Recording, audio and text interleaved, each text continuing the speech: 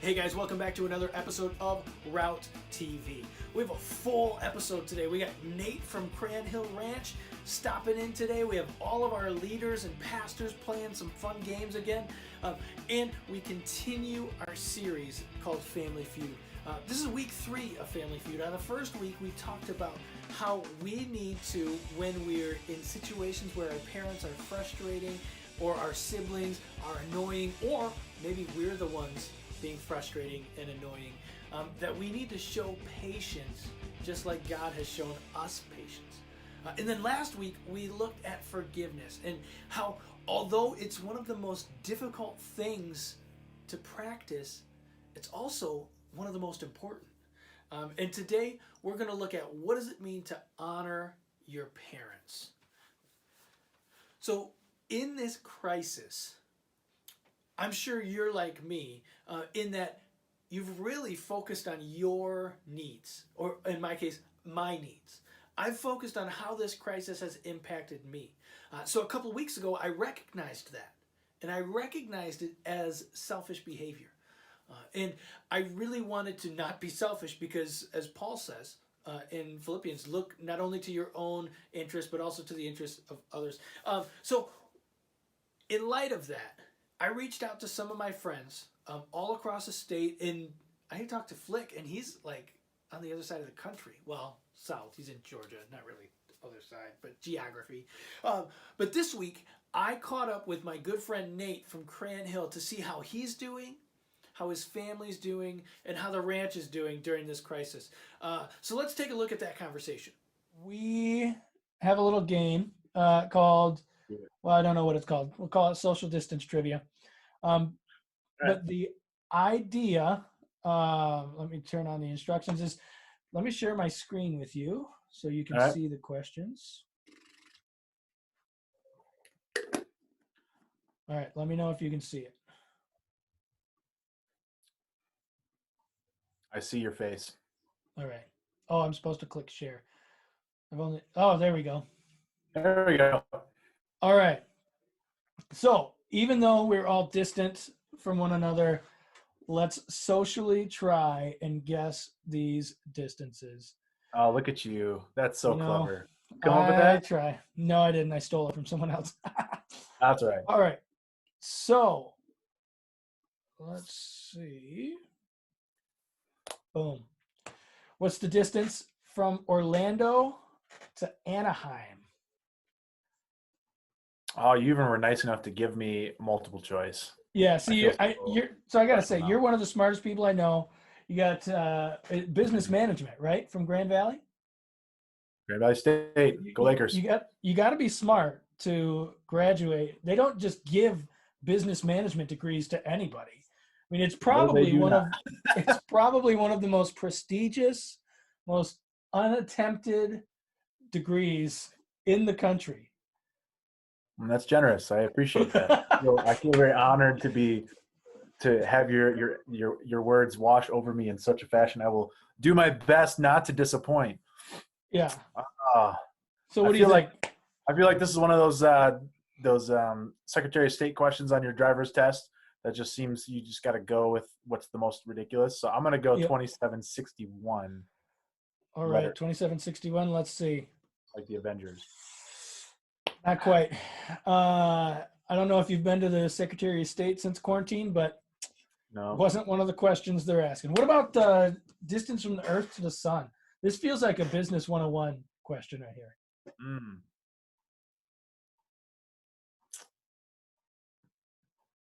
Let's go with A. I'll stick with A. Sticking with A. All right. Let's see. Dude, there you go. A. So in light of the sun, I'm gonna make a joke here. How long does it take the light from the sun to reach Earth? This was on Who Wants to Be a Millionaire. Oh, how long does it take for the light of the sun to reach the Earth? How many minutes?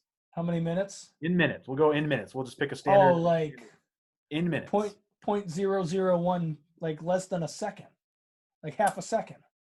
No, it takes 8 minutes. What? The sun could explode and we wouldn't know about it for 8 minutes. Oh, see, I was thinking like light year speed, the speed of light, but I guess Well, yeah, not. it takes 8 minutes at the speed of light to reach Oh, up wow.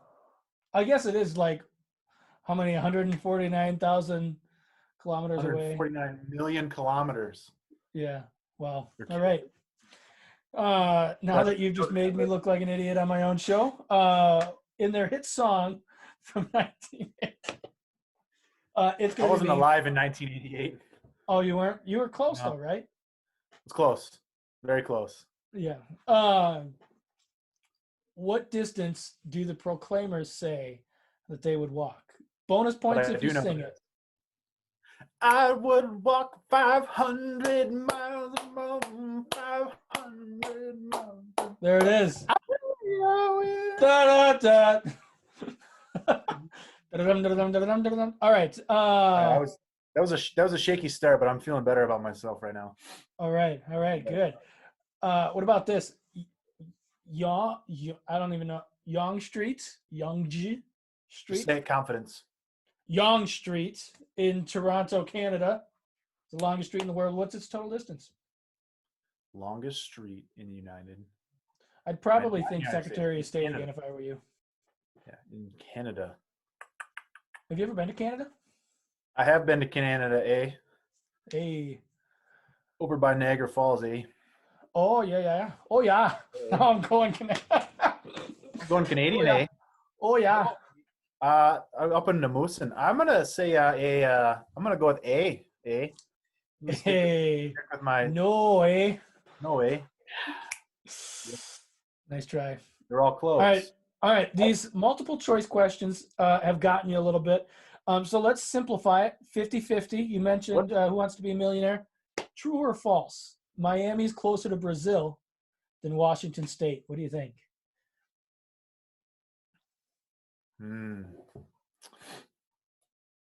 This is tough. False. I'm gonna say false. I'm gonna say false. I'm gonna say it's closer to Washington State. Close. Well, your answer is wrong. I'm trying to feel out how sneaky you're being here. And also, I think I got the last one wrong because you did it in miles. In Canada, they don't use miles. That's exactly. I think you're right. I think that's why. All right. So let's see. Distance, longest long jump. Who do you think it is? 8.9 meters. Carl Lewis. Do you know Carl Lewis? Do you know anyone on that list other than Carl Lewis? Nope. Carl Lewis is the only name that I recognize. It was actually Mike Powell. That was my second guess. Oh yeah, I'm sure it was. I was gonna make a joke about Mitchell Watt. I thought I said Michelle, so I was gonna say that's TJ's mom. JJ's mom holds the record, but that would have been. That's not how that works. All right, so you ever been to Dubai? You've been to Canada. Have you been to Dubai? Nah, man. I don't have enough money to go to Dubai. Oh man, big money in Dubai. So they got the tallest building. What's the second tallest building?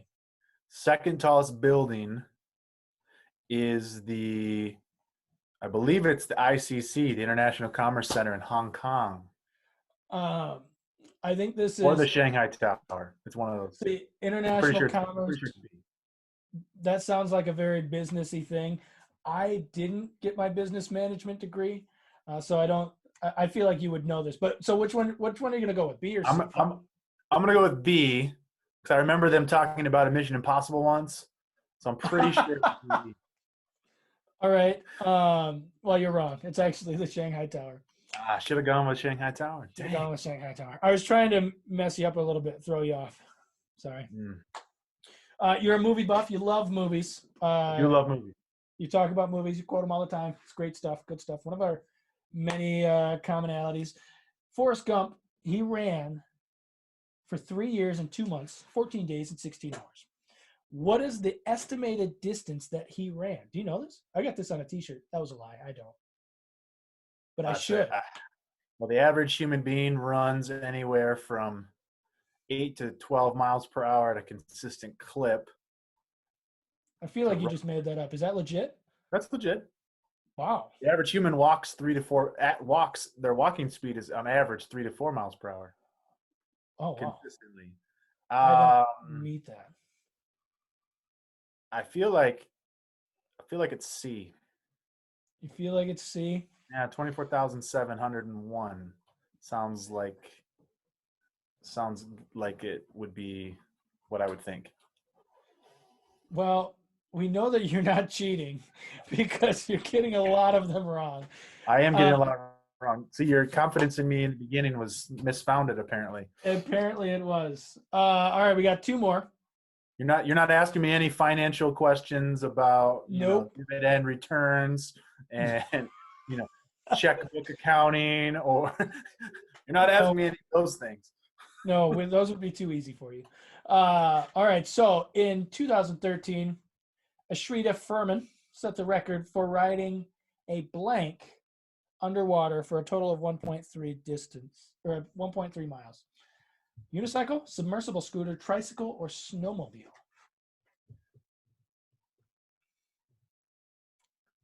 I'm gonna I say don't C. think I'm gonna go with the tricycle. tricycle. I don't think you could ride a snowmobile underwater. I I don't think that's how motors work. I was eliminating that. I feel like it'd be really difficult to stay on a unicycle underwater, and Yeah, I feel you like have some major thigh submersible strength. scooter is just yeah. Submersible Yeah, scooter is just too easy. Like what? No, you got to do something. I can say tricycle. that that's a really good wrong answer. Uh, I'm good at the. I should just stick with A. If anything else, I you should have should just kept just going with the A theme. you should have just stuck with it. All right, final question. This one, I feel like you're a big sports guy. I Played do love. football. You tackled Kirk Cousins before. I did. Uh, Claim to fame. yeah, claim Four to fame. sacks. Four Four sacks. sacks. And he plays in the NFL. So you're basically an NFL linebacker. Or no, you were a lineman, right? Linebacker. Yep. I played Linebacker. All middle right. linebacker. So I feel like you would know this one. What is the distance between a regulation soccer net's goalposts? Soccer nets goalpost.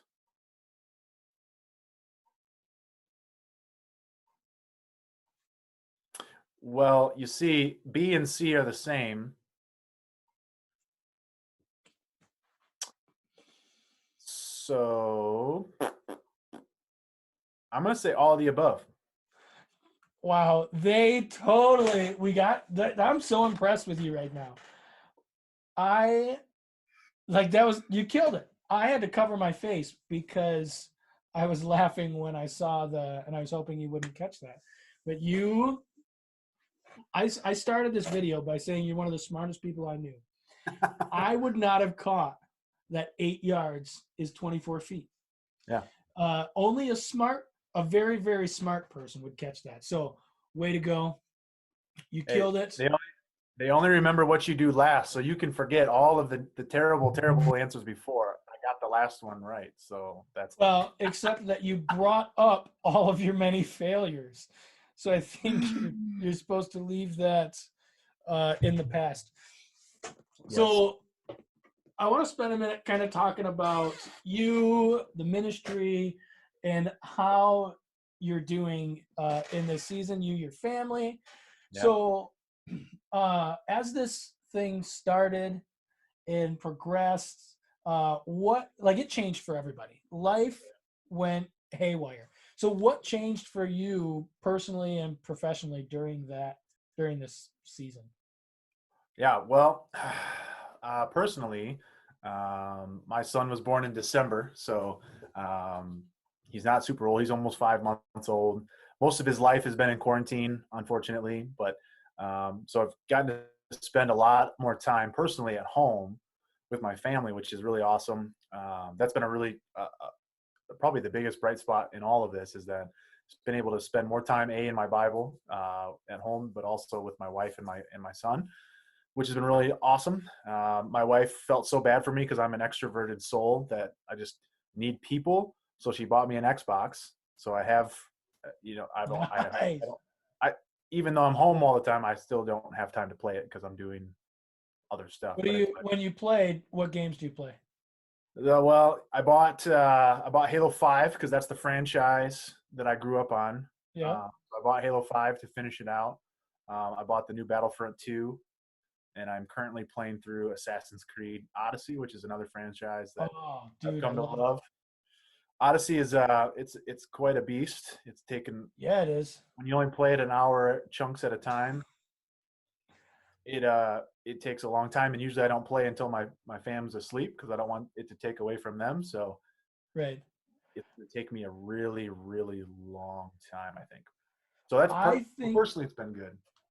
But I think I have 35 to 45. I don't remember. I haven't played Odyssey in a minute, but I'm close to 40 hours into that game and not close to be like finishing the main storyline because there's so many like rabbit trails and like it's been a challenge with how terrible the Wi-Fi is, but um, it is what it is. So that's personal. Professionally, everything has changed. So really, personally, nothing has changed, or not a lot has changed necessarily, other than I have more time, which is nice. I'm not plugged in a bunch of different places, but professionally at camp, I mean everything's changed.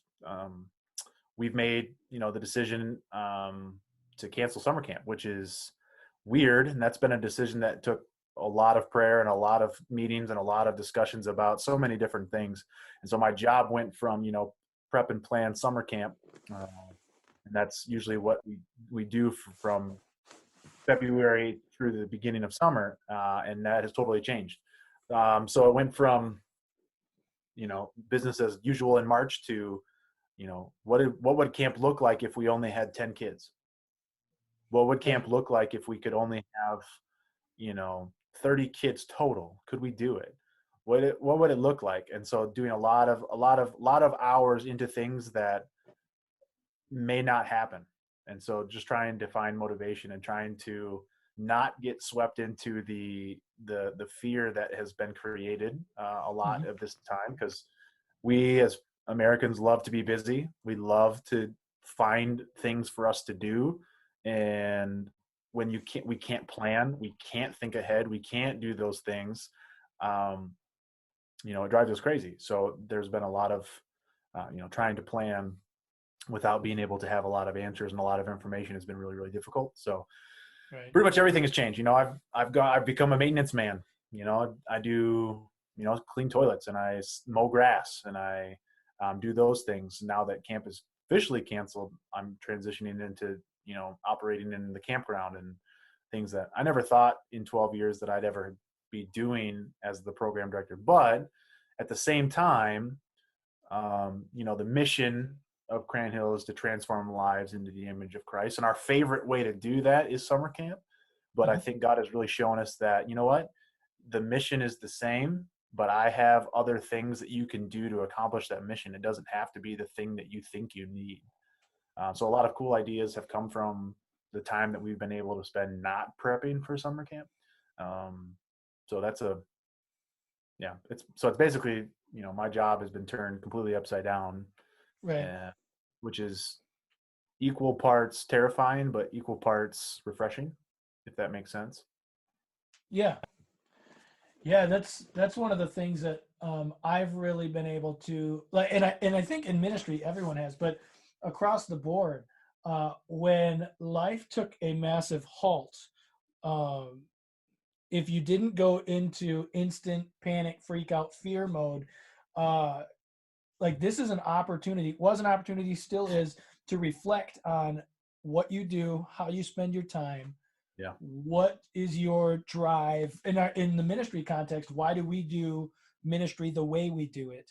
Is it the most Yep. effective? It's almost like this is the perfect opportunity for us to evaluate what life is, and Most what life definitely. should be. What does camp look like right now? Yeah. Just trying to figure out, how can we be a ministry that transform lives in the image of Christ without the primary tools, like our four pillars of ministry, our summer camp and adventure experiences and family camp and retreats. Well, retreats are Right. gone, and summer camp is now gone, and adventure trips, those are gone. So really, three of the four legs of our stool are are gone. So how do we rebuild those legs or utilize them in a different way? Right. And so we've kind of taken the tact of like, you know what, there's a lot of people struggling, and there's a lot of churches that are struggling and trying to figure out what next and what does reopening look like. I know you and I were talking about Brown Corners and Mhm. how you guys are going to transition into reopening. And so how can we as a ministry, as a parachurch ministry that's meant to support the local church and support the body of believers in each of those local church bodies, how can we be a resource? How can we support that? Can we do youth ministry? Can we do youth leader training? Can we train youth leaders and how to be good youth leaders? Can we just provide respite? Can we provide a chance just to get away? What can we do? So that's kind of what we're churning around in our heads right now with the time that we've been given is what are some new avenues of ministry that we can still utilize to transform lives in the image of Christ that may just look different than what we normally would do. Right. So in that light, how have you seen God move, whether it be at camp, with you and your family, with your church? How have you seen God move throughout this crisis? Yeah, man, if we stop to just think about it, I don't see how we can't see what God is doing, and we can't Mhm. see the things the way that He's moved. Personally, it's hard for me to not get swept into some of that fear and some of that uncertainty about what is my am I going to have a job? Am I going to Right. what am I going to do? Um, One thing that God has really been showing me is from Matthew 14, where it talks about Jesus walking on the water, and I'm thinking about it. It's the storm is raging all around the boat, and Jesus is walking on top of the water during the middle of this storm. And what in the world would that have looked like? Is that the king of the universe, the creator of all things, even the storms that we get so distracted by, he has those under his feet. And like you said, he's not Yeah. surprised by it. He's literally walking on top of this. And if we have two choices. Peter walks out on the water. He had the faith enough to get out of the boat and leave the other 11, right? So he had the faith to get out of the boat. But he had two choices. Look at the waves, look at all the chaos that's swirling around you, or look at me. Jesus and the waves are right there. He Hmm. just he chose both, really. He chose to look at Christ at first, but then get distracted. And so I think that's a lot of times I fall into I'm going to watch the waves and not watch the maker of the waves or the Right. ruler of the waves. Um, and so that's been a really a big thing for my heart is to remind myself, you know, you need to look at the one who's walking on the waves, not the waves themselves. Yeah. Um, like I walk outside of my house and I try to take a moment to just remind myself, like I listen to the birds and I listen to the wind and I say, you know what? The sun still rose today and the birds are Yeah. still singing. And the world is still spinning around the sun. Like Right. none of this is escaped. The world is still going. And yes, this is a distraction. And yes, this sucks. And yes, this is hard. But what in the midst of this could we be gleaning and seeing what God is doing? Yeah. Professionally, it's really a call, like you said, to reevaluate the pillars, the things that we've built, the foundations that we've built life upon and built ministry upon. Were they really things that were for Christ? Were they really things that God wanted us to do, or we just felt like they were best? um, did we chase revenue? Did we chase those things? Did we chase fun more than truth? And Yeah. so a good chance to kind of reevaluate all those things. But man, God is a good dad, Hmm. and He is patient with me. He is patient with us, as we just try to stumble through and figure out what the heck is happening. And I was reading through Habakkuk, and Habakkuk basically asked God the same thing. Is like, Lord, what the heck are you doing? What are you doing in this time? And God says, you know what? If I told you what I was doing, you wouldn't believe me. You wouldn't believe what I was doing. And so Yeah. he basically tells Habakkuk, you just need to wait, dude. You just need to let me do my job. Let me do what I do. And you just need to trust me. And I think that's really hard for Americans to trust Yeah. because we like to do it on our own. We're go-getters, we're doers. And it's hard to let God just to trust him to do what he's doing and just be patient and wait, to just be still and wait.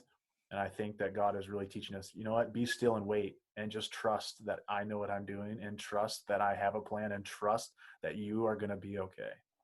Yeah. Yeah. And so Yeah, dude, that's good. that's I don't even need to do a message this week. There you go. There it is, there's right a lot there. of peace in my heart, but I don't like it. There's a lot of Yeah. I don't like it, but I'm like, all right, Lord. Yeah. I hear you. I hear you loud and clear. But I'm excited to see. It's super unfortunate that camp is canceled. I'm a camp guy. I love camping ministry. But God is still going to move in mighty ways this summer at Cran Hill. But yeah, we have to golf sometime this summer, because we said we were going to last year and it never happened. This is the first summer that I think this is the first summer since I've been in college that I actually can have a normal summer. Yeah. Nothing may be open, but I can go to the beach and not have to worry about someone calling me about something that at work. Right? Dude, I haven't had that since college. So there's gonna be good stuff. There's gonna be good stuff to all this. You better start a journal or something, because this is gonna be the last time you ever experience. Yeah, dude. So we're praying for you guys. Thanks for joining me today. Thanks for hanging out. My pleasure. We will. I'll have my people call your people and set up a time to go golfing. Sounds good. Because that's gonna happen. But yeah, thanks again for joining us, dude. Love hanging out with you, catching up. Love what you guys do there at Cran Hill. Yeah. All right, dude. We will say sayonara for now and talk to you soon. Yep. Cool. So we definitely want to lift Cran Hill up and all the other camps across the country in our prayers as they seek to do ministry in a different way. So right now, I really missed our leaders. I miss you guys a ton. I miss our leaders. I miss people across the church, people that I interact with all the time.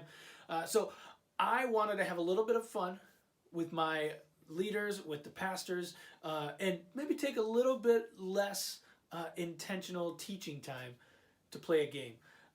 This one is called Be the First. Do we need to change our clothes? No, you don't have to. I just totally screwed you up. You did. You totally threw me up. Yes. All right, Wait, it is. Pastor has pants on, right? If he has to get up. Okay, never mind. Oh my. Yeah. This isn't a sermon. This You isn't a invited sermon. You us can't here. be in All your right. shorts. You got to be somewhere around here somewhere. This is pretty much every day of my life. So this is a game called Be the First. We have our lovely participants, Pastor Jeremiah, Pastor Dan, Pastor Steve, Becky and Jason Rizek, Matt and Tanya Miller, and Joe Murphy. How's everybody doing? Great. Good. Yay. I just have a theological problem with the game right off the bat. Jesus said the last will be first, so I feel like we've got to. Well, you won last time, so just can it. So this game's called Be the First. The rules are simple. Be the first person to complete the task on the screen. I have a random list of tasks, and we'll just go for it. That's gonna be doing well here. Ooh. Whoa. We start as soon as we see it. Yeah, once you see it. With eyes, Take a nose, and sock a puppet mouth. with eyes, a nose, and a mouth. Give me your sock. Oh. My dogs are going crazy right now. Oh, it's sweaty. Come here. Hmm. Do I have to make eyes? I got it. Eyes, a nose, and a Let's get it. mouth. Hey. All right. Did you use your own sock? Somebody. Possibly. I use my daughter's. I went Did to you the take it laundry off? room. Did you I take went it to the- off and just... No, I went to the laundry room where there's all the no match socks. Look how flexible I am. All right. The first one I saw was Dan's. Oh, man. Yes. So Dan, You got one in here. Help me. Here's something. I gotta go get it. You gotta go get it for me. Okay. all right. Why can't you see it? Oh, I don't know. Turn it off? Find a penny, nickel, dime, quarter. Go! Hurry up! Wait, Oh. Steve, you can't use your Got it. kids. That's I got it cheating. right here. What do you mean? That wasn't in the rules. It was. You showed up late to the meeting. You missed that rule. Oh, never mind. I don't have a nickel. I don't have it. Help. Did somebody?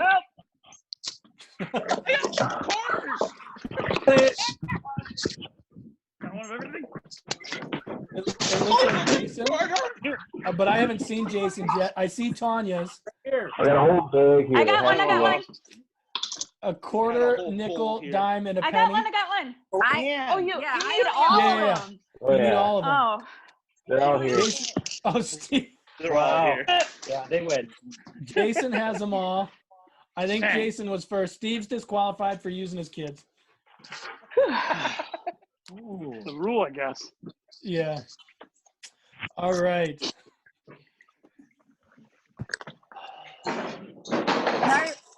Oh, man. Stick something to your forehead. Oh, Dan won a split second. Oh, the Millers were a very close second place on that one. I'm not doing good at all. No, I got nothing here.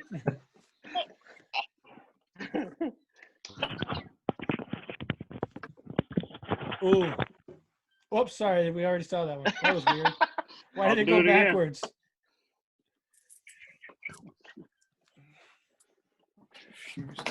Go, go, go. Oh, Dan! Whoa! Yeah. That was lightning quick. How are you? Wow. He's got a bag of props or something. Never He put did. anything away in our house, so it's all accessible. Wow. All right. Man.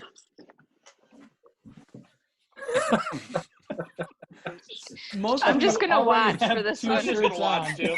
You might want. Way too much Nobody's work. gonna do this one. I have 2 on. That's just... 8? We really 8 want to do shirts. this? Do you want He's a upstairs. 25 Count for 2 $20 points. gift card? One person that does it's gonna win. Could I Count for 2 points, be I wearing win. any more clothes? Is somebody doing it? Working on it. Who's going for it? Tanya's upstairs. Ooh, this is a Becky versus Tanya race. You have 8? Here. Throw them here. We got 2. 1. Steve's No, in it. hurry, honey, hurry. We got 3. Wow. We got 4. Anybody win yet? Not yet. 5 for Tanya. We got 6. 5. All right, I'm out. I got him, but I can't get it. Now. There's 7. 7. Oh, this is so close. Oh, 8. oh, Becky wins. I don't think I have on 8 shirts. Oh, think I wait. lost All right, track. wait. Get the final count. It was worth watching. Oh, this is great. Who had 8? Well, I think currently you're both wearing 8, but I think Becky was Let's get him. first by about 2.5 seconds. Careful, Joe. Can I take them off now? Here, just put them here. Yeah, you don't have to keep all 8 shirts on. No, they have On. to stay Rest on. of the game. Yeah, Yep, that's that's yeah, it. for the drainer. Yep, they have to stay on. Sure. All right, let's see. Don't say.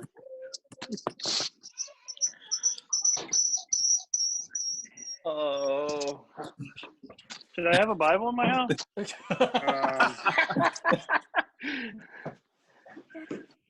The grace of the Lord Jesus be with God's people. Amen.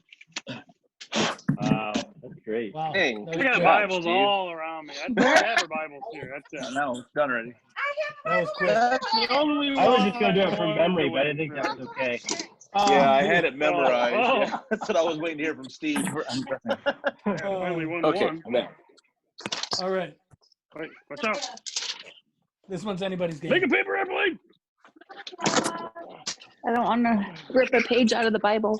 Right here. Use Oh, the Bible. Pastor Jeremiah coming in quick. Was that They was that already the last have page of your Bible? No, I happen to have a sheet of notebook paper right handy Woo! Oh, right. Man. on which I wrote my winning score from the Whoa. previous I had game. one. Oh, all It right. doesn't have to fly. Does it have to fly? It doesn't have to That didn't fly. You're right, Steve. Good. That wasn't bad. See it? Did you see it fly? I didn't see it fly. I missed it. We That wasn't. made Phil, a shot Steve. of it earlier and no one saw it either. Oh, Hey, we started a new one. that was a new one. Pastor Jeremiah won that one again. He's like coming. Oh, wait. Come on. He was You know, we quicker. started a new one. Sorry. That. Caleb's pillow smells funny. All right. Caleb's pillow smells funny. All right, everybody ready? Oh. Get ready. We'll I'm do ready. I win We'll that do one. 2 more. I'm in that one. I'm ready. All right. Oh, crap. Dan's got that. Look at him go. No, Dan's already brushed off. He Hey. went there. Forget I it. have a toothbrush right there, Dan. What are you? Where are you at? In I your have bathroom? stuff everywhere. I told you. Our house is 200 square feet. So the bathroom is the living room is the bedroom. Wow. All right. And I've been running up and down 2 flights of stairs.